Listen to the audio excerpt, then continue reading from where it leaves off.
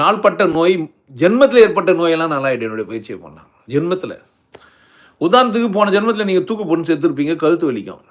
இப்போ போய் நீங்கள் டாக்டர் கிட்டலாம் ஆராய்ச்சி பண்ணுவீங்க, 100% சரியாகுதுன்னு வலியை மட்டும் நீங்கள் ஃபீல் பண்ணுவீங்க. உங்களால் முடியாது, அந்த வலியை தாங்க முடியாது. அது உங்களுக்கு அனுபவம் ஆகாதனால உங்களுக்கு தெரியாமல் இருக்கலாம்.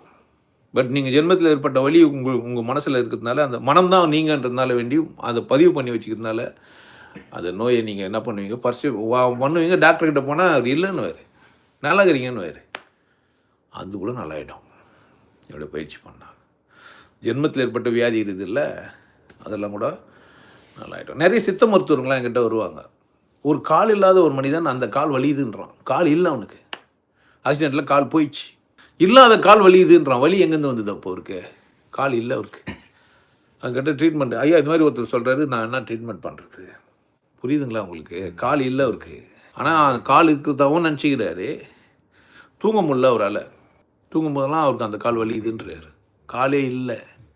நான் எப்படி ட்ரீட்மெண்ட் பண்ணுறது?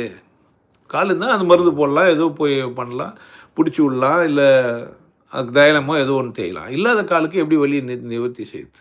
கரெக்ட் தானே? அவருக்கு ஆலோசனைலாம் கொடுத்து சஜஷன்லாம் பண்ணி நல்லாவும் ஆனார். எப்படி அப்படின்னு கேட்டால், மூளையில் இருக்குது உங்களுக்கு எல்லாமே. மூளை ஒரு செட்டப் பண்ணி மூளையில் கை கால்லாம் இருக்குது மூளையில். ஆனால் இங்கே தான் நீங்கள் கனவு காணும்போது ஓடுறீங்க. உங்கள் ஃபிசிக்கல் பாடியில் இல்லை, சைக்கிக் பாடியில் ஓடுறீங்க. அப்போ உங்களுக்கு இன்னொரு உடம்பு இருக்குது. கண்ணில் நீங்கள் பார்க்கல கனவை, கண்ணை மூட்டின்னு தூங்கினுக்கிறீங்க. கனவு பார்த்தேன்னு சொல்கிறீங்க, கனவு கண்டேன் அப்படின்றீங்க. கண்டீங்களா?